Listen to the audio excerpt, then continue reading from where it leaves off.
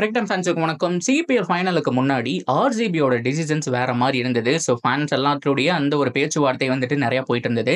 ஆனால் சிபிஎல் ஃபைனலுக்கு அப்புறம் ஆர்சிபியோட retain list கம்ப்ளீட்டாக மாறுறதுக்கான சான்ஸ் இருக்குங்கிற மாதிரி பேசிட்டு இருக்காங்க. ஸோ வில் ஜாக்ஸ் ஆர்சிபிக்கு தேவையா அப்படிங்கிற மாதிரியும் ஒரு சில கேள்விகள் போயிட்டு இருக்கு.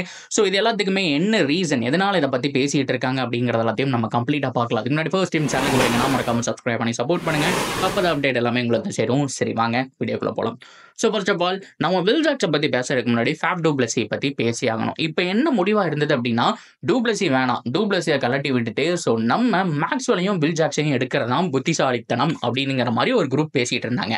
இன்னொரு சில பேர் இப்போ என்ன பேசிட்டு இருந்தாங்க அப்படின்னா வில் ஜாக்ஸை பொறுத்த வரைக்கும் இப்போ க்ரூசியல் டைம்ல வந்துட்டு நல்லா ப்ளே பண்ணக்கூடிய ஒரு பேட்ஸ்மேன் தான். பட் இருந்தாலும் டோர்னமெண்ட்டோட எண்டில் கிளம்பி போயிடுவாரு அப்படிங்கிற மாதிரியான விஷயம் ரீசன் ஆசஸ் இருக்கு. ஸோ அதுக்கெல்லாம் விளையாட போகணும். ஸோ அது மட்டும் இல்லாமல் வில் ஜாக்ஸை பொறுத்த வரைக்கும் இங்கிலாந்துடைய நெக்ஸ்ட் பிக் திங்கா வந்துட்டு உருவாக்குறதுக்கான பிளான் அப்படிங்கிறதுல போயிட்டு இருக்கு. ஸோ ஒரு டெஸ்ட் ஃபார்மட் ஆடுவாராங்கிறது டவுட் தான். பட் இருந்தாலும் இனிமேல் டெஸ்ட் ஃபார்மட்லையும் அவர் அறிமுகப்படுத்ததா சொல்றாங்க.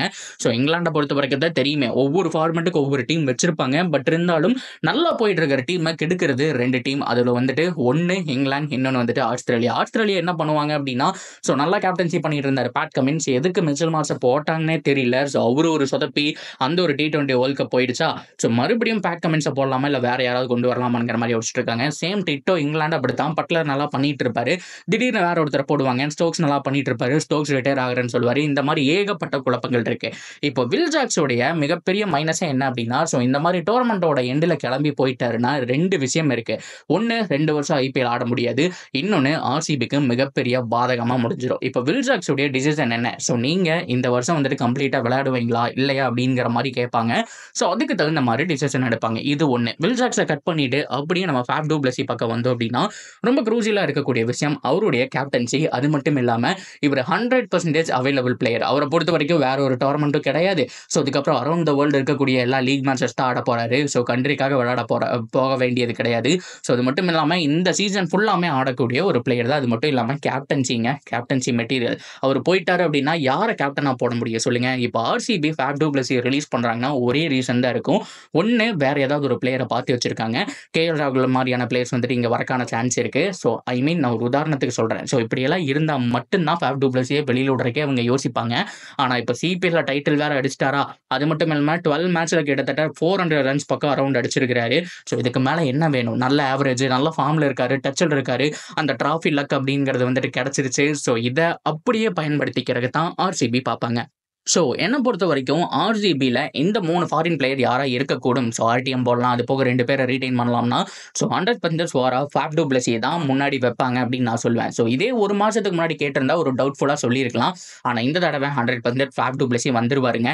அவர் தான் நெக்ஸ்ட் ஒரு 3 இயர்ஸுக்கு கேப்டனாகவும் செயல்பட போறாருங்கிறது என்னுடைய ப்ரெடிக்ஷன். பிகாஸ் அடுத்த 3 வருஷத்துல தான் 2027 தான் பார்த்தோம் அப்படின்னா அடுத்த மெகா ஆக்ஷன் வரப்போகுது. அவருடைய ஃபிட்னஸ் இப்போ இருக்கக்கூடியது எல்லாமே கிட்டத்தட்ட ஒரு 2 வருஷமாவது அட்லீஸ்ட் விளையாடுவார். அந்த மாதிரி தான் இருக்கு.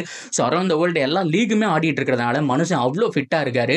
அது மட்டும் இல்லாமல் ரொம்ப க்ரூசியலான பிளேயர், ரொம்ப காமான கேப்டன், நிறைய அவர்கிட்ட வந்துட்டு ஹைலைட்ஸ் இருக்கு. அப்படிங்கிறதுனால என்ன பொறுத்த வரைக்கும் நம்பர் 1 ஃபேப் டூ பிளஸியை தான் ஃபாரின் பிளேயர் கேட்டகரியில் வந்துட்டு ரீடைன் பண்ணுவாங்க. மேபி 14 crore 18 crore இல்லை விராட்டுக்கு அதிகமாக கொடுத்துட்டு ஃபேப்புக்கு வந்துட்டு கம்மியாக கொடுப்பாங்களாங்கிறது எல்லாத்தையும் நம்ம வெயிட் பண்ணி தான் பார்க்கணும். இதெல்லாம் ஒரு பக்கம் இருக்கட்டும். அப்படியே கட் பண்ணி ரொம்ப ரொம்ப முக்கியமாக கடைசியாக இருக்கக்கூடிய பிளேயர் கிளென் மேக்ஸ்வெல்லை பொறுத்த வரைக்கும் ஒரு ஸ்டேட்மெண்ட் விட்டுருந்தாரு போன வருஷம். எத்தனை பேர் நோட் பண்ணீங்க அப்படிங்கிற மாதிரி தெரியல. அதாவது நான் விளையாண்டா ஆர்சிபிக்கு மட்டும்தான் விளையாடுவேன். அதர்வைஸ் நான் ஆக்ஷனில் போகிற மாதிரியோ அது மட்டும் இல்லாமல் ரொம்ப க்ரூசியலாக மற்ற டீமுக்கு போகிற மாதிரியோ இருந்தால் அது வந்துட்டு எனக்கு சாட்டிஸ்ஃபைடாக இருக்காது. என்னுடைய கெரியர் ஆர்சிபிலேயே முடிச்சுக்க விரும்புகிறேன் அப்படிங்கிற மாதிரி சொல்லியிருந்தாரு. குறிப்பாக ஒரு ஓப்பனாக சொல்ல வர விஷயம் என்ன அப்படின்னு சுற்றி வளைச்சு ஆர்சிபியோட என்னோட லைஃப் அப்படியே முடிச்சுக்கிறேன். மற்றபடி IPL வேற எந்த டீமுக்கும் விளையாடுற மாதிரி ஐடியா இல்லைங்கிற மாதிரி சொல்லியிருந்தாரு. இந்த ஸ்டேட்மெண்ட்லாம் பார்க்கும்போது கொஞ்சம் வேடாக தான் இருக்கு. என்ன பண்ண போறாங்கன்னு டவுட் தான். அண்ட் ஃபைனலாக இதில் இன்னொருத்தர் இருக்காருங்க, கேமரூன் கிரீன். இவரெல்லாம் வச்சு பார்க்கும்போது கண்டிப்பாக Cameron Green Faf du Plessis retain 100% okay தான்.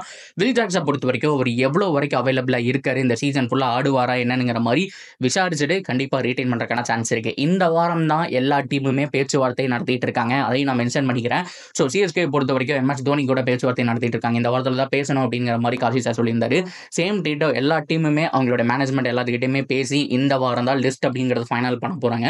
அப்படி பார்க்கும்போது வில் ஜாக்ஸ் வந்துட்டு அவைலபிலிட்டி இருக்கா இல்லையா, எவ்வளோ நாள் இருக்க போறாரு, கண்டிப்பாக சீசன் ஃபுல்லாக ஃபுல்லா விளையாட போறாருங்கிற மாதிரி தான் ரீட்டைன். சப்போஸ் அவர் விளையாட போறது இல்ல அப்படின்னா, அவருக்கு பதிலா அந்த இடத்துல மேக்ஸ்வெல் வரக்கான சான்ஸ் இருக்கு. ஸோ எனிவே என்ன பொறுத்த வரைக்கும் ஒரு 2 பேர் வந்துட்டு 100% ஃபைனல் ஆயிருவாங்கன்னு தோணுது. ஒண்ணு வந்துட்டு கேமரூன் கிரீன், இன்னொன்னு Faf du Plessis. So Will ஜாக்ஸ பொறுத்த வரைக்கும் அவர் எவ்வளவு நாள் இருக்காரு அப்படிங்கிறத பார்த்து ரீட்டைன் பண்ணிடுவாங்க. அந்த மேக்ஸ்வெல் மட்டும் தான் ஓரளவுக்கு டவுட்டா இருக்கு. ஸோ மேபி ஆர்சிபியில் இல்லைனா அவர் ரிட்டையர்ட் ஆயிடுவாரா, இல்லைனா வேற பிரான்ச்சைஸுக்கு ஆடுறதுக்கான சான்ஸ் இருக்கு அப்படிங்கிறதையும் நவம்பருடைய ஃபைனல் வீக்ல பார்த்து தெரிஞ்சுக்கலாம். இதை பத்தி உங்களுடைய கருத்துக்கள் தாராளமா கமெண்ட்ல சொல்லுங்க. அண்ட் தொடர்ந்து அப்டேட்டுக்கு சேனலோட இணைஞ்சிருங்க. மறக்காம சப்ஸ்கிரைப் பண்ணி சப்போர்ட் பண்ணுங்க.